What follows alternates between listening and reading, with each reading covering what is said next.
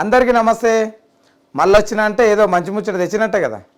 ఏందనుకుంటాలా ఉన్నాడు కదా మోసాల తిరుమలరావు. ఆయనకు ఇలా కోర్టు ఏం చేసింది అనుకుంటాళ్ళు? ఒకటి జారీ చేసింది. అదేంటంటే ఎక్కడ టీవీలు కానీ పేపర్లలో కానీ ప్రకటనలు కానీ ఇవన్నీ చేయొద్దని కూడా సిటీ సివిల్ కోర్టు ఒకటి చెప్పింది. ఎందుకు చెప్పింది?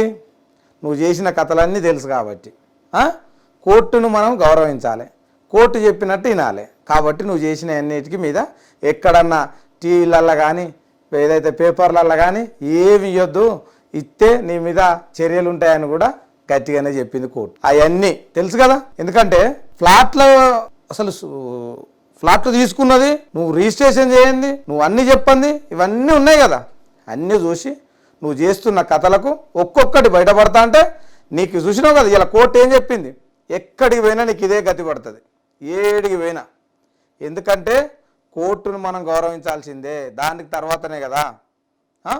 కోర్టు తీర్పును వ్యతిరేకించిన వాళ్ళు ఉంటారు అయ్యాల. కాబట్టి తిరుమలరావు చూస్తాను కదా నీకు ఒక్కొక్కటి ఏమవుతుందో. ఇక నీకు గడ్డు కాలమే. నీ మాయ మాటలు మంత్రాలు ఇక చెల్లయి. తీర్పు కోర్టు ఇట్లా ఒక్క తీర్పేనా? ఇంకెన్ని ఉన్నాయి? ఎన్ని మోసాలు చేసినవి ఉన్నాయి? అవన్నీ కూడా ఒక్కొక్కటి వస్తాయి. నువ్వు చేసిన మోసాలు ఒకటా రెండా? అన్నిటికీ ఆధారాలు ఉన్నాయి. నువ్వు చెక్కులు ఇచ్చినవి ఉన్నాయి, నువ్వు సంతకాలు పెట్టినవి ఉన్నాయి, నువ్వు అగ్రిమెంట్ చేసుకున్నవి ఉన్నాయి, నువ్వు ఎంఓయూ ఏం చేసుకున్నావు, ఎల్ఎల్పి అని ఏం చేసినావు, అన్నిటి మీద ఉన్నాయి. ఒక్కొక్కటి బయటపడుతుంది. ఇలా ఇది చిన్నది మాత్రమే, ఈ తీర్పు ఒకటి చిన్నది మాత్రమే నీకు. ఎందుకంటే నేను పైసలు పెడితే నాకు ఏదైనా అవుతుంది అనుకుంటానేమో, కానీ కోర్టు కాడ గయ్యని నేను చెల్లయి. కాబట్టి ఇవన్నీ ఇంకా మిగతా కేసులలో కూడా అన్ని తీర్పులు వస్తాయి. ఆ తీర్పులు వస్తాయి చూడు, న్యాయం జరుగుతుంది. ఏంటంటే తప్పు చేసిన వాళ్ళకు తప్పే కదా, శిక్ష పడక తప్పదు కదా. చూడలేదా మనం చట్టాన్ని న్యాయాన్ని గౌరవించుకునేటోళ్ళం కదా. అందుకే నీ మోసాలకు ఇలా ఒక తీర్పు వచ్చింది. ఇంకా వస్తాయి.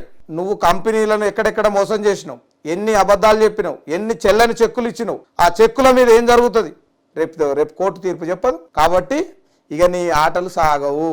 నీకు తెలుసు నేను చేసింది మోసగానే అని తెలుసు, కానీ ఇంకా ఏదో మేకపోతు గాంభీర్యం, ఏదో చేయాలనుకుంటే ఇట్లా అవుతుంది. కోర్టు అయితే ఏం చెప్పినా మనం వినాల్సిందే. చూసిరు కదల్లా, ఇగో ఇట్లాంటి ముంచేటోళ్ళు ఉంటారు మనకు. కాబట్టి ఎక్కడ ఎన్ని అబద్ధాలు ఆడినా కూడా చట్టం కాడ న్యాయం కాడ ఏం చేస్తారు అనుకుంటాను? ఆధారాలు చూపెట్టాలి. అన్నీ నేనేం చేసిన తప్పు అనేది కూడా చూపెట్టాలి. నీ ఆధారాలు మంచిగుంటే ఇలా ఇట్లా వచ్చునా?